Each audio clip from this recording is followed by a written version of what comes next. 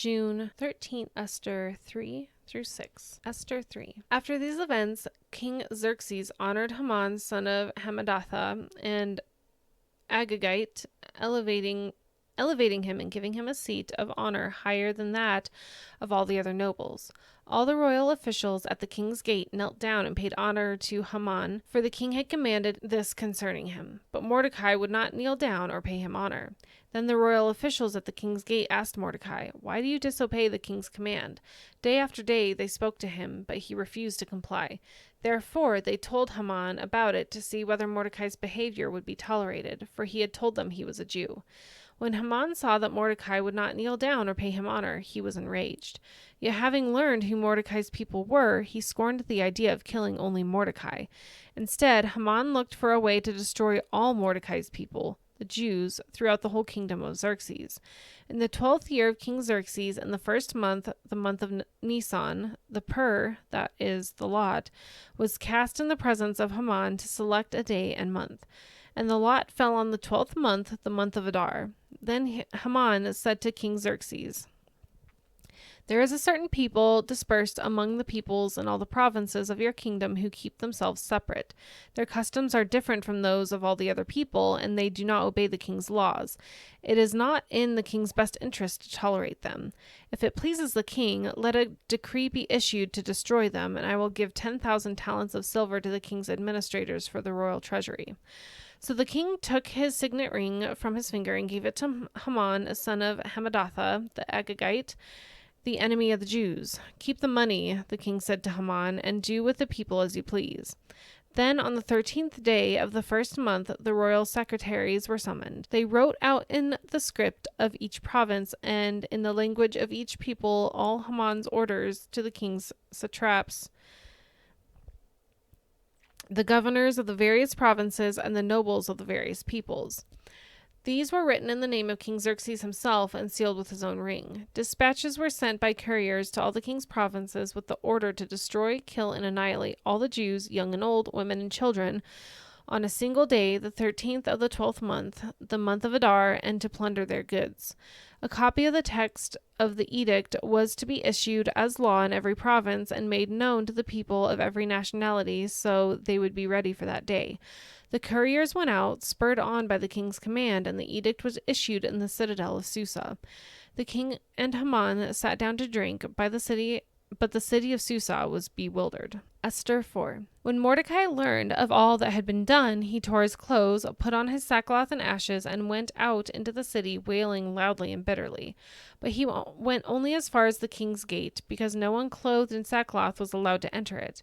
And every province to which the edict and order of the king came, there was great mourning among the Jews, with fasting, weeping, and wailing.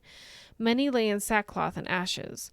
When Esther's eunuchs and female attendants came and told her about Mordecai, she was in great distress.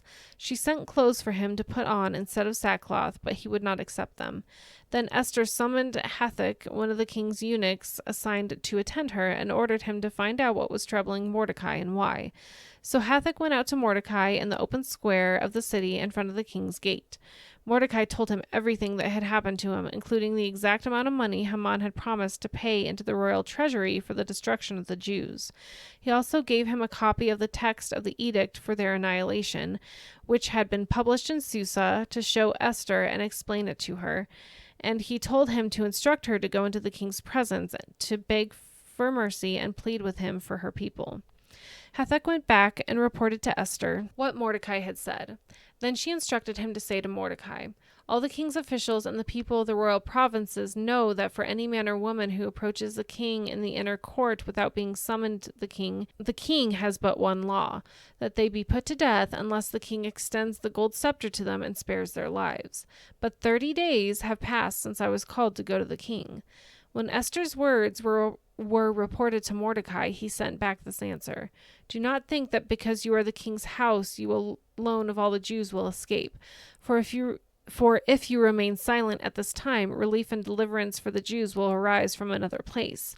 But you and your father's family will perish. And who knows but that you have come to your royal position for such a time as this?" Then Esther sent this reply to Mordecai: Go, gather all the Jews who are in Susa and fast for me. Do not eat or drink for 3 days, night or day, and I and my attendants will fast as you do. When this is done, I will go to the king, even though it is against the law, and if I perish, I perish." So Mordecai went away and carried out all of Esther's instructions. Esther 5. On the 3rd day, Esther put on her royal robes and stood in the inner court of the palace in front of the king's hall. The king was sitting on his royal throne in the hall facing the entrance. When he saw Queen Esther standing in the court, he was pleased with her and held out to her the gold scepter that was in his hand. So Esther approached and touched the tip of the scepter. Then the king asked, "What is it, Queen Esther? What is your request? Even up to half the kingdom it will be given you." "If it pleases the king," replied Esther, "let the king, together with Haman, come today to a banquet I have prepared for him." "Bring Haman at once," the king said, so that we may do what Esther asks." So the king and Haman went to the banquet Esther had prepared. As they were drinking wine, the king again asked Esther, "Now, what is your petition? It will be given you. And what is your request? Even up to half the kingdom it will be granted." Esther replied, My petition and my request is this. If the king regards me with favor, and if it pleases the king to grant my petition and fulfill my request, let the king and Haman come tomorrow to the banquet I will prepare for them. Then I will answer the king's question." Haman went out that day happy and in high spirits, but when he saw Mordecai at the king's gate and observed that he neither rose nor showed fear in his presence, he was filled with rage against Mordecai. Nevertheless, Haman restrained himself and went home. Calling together his friends and Zeresh, his wife, Haman boasted to them about his vast wealth, his many sons, and all the ways the king had honored him and how he had elevated him above the other nobles and officials. "And that's not all," Haman added. "I'm the only person Queen Esther invited to accompany the king to the banquet she gave, and she has invited me along with the king tomorrow. But all this gives me no satisfaction as long as I see that Jew Mordecai sitting at the king's gate." His wife Zeresh and all his friends said to him, "Have a pole set up reaching to a height of 50 cubits, and ask the king in the morning to have Mordecai impaled on it. Then go with the king to the banquet and enjoy yourself." This suggestion delighted Haman, and he had the pole set up. Esther 6. That night the king could not sleep, so he ordered the book of the Chronicles, the record of his reign, to be brought in and read to him. It was found recorded there that Mordecai had exposed Bigthana and Teresh, 2 of the king's officers who guarded the doorway, who had conspired to assassinate King Xerxes. "What honor and recognition has Mordecai received for this?" the king asked. "Nothing has been done for him," his attendants answered. The king said, "Who is in the court?" Now Haman had just entered the outer court of the palace to speak with the king about impaling Mordecai on the pole he had set up for him. His attendants answered, "Haman is standing in the court." "Bring him in," the king ordered. When Haman entered, the king asked him, "What should be done for the man the king delights to honor?" Now Haman thought to himself, "Who is there that the king would rather honor than me?"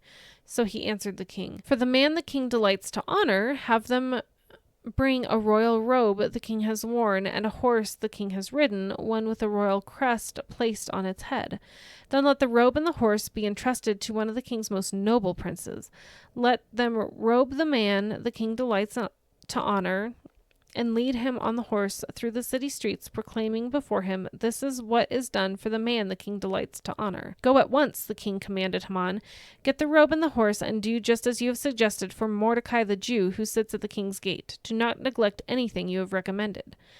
So Haman got the robe and the horse. He robed Mordecai and led him on horseback through the city streets, proclaiming before him, "This is what is done for the man the king delights to honor."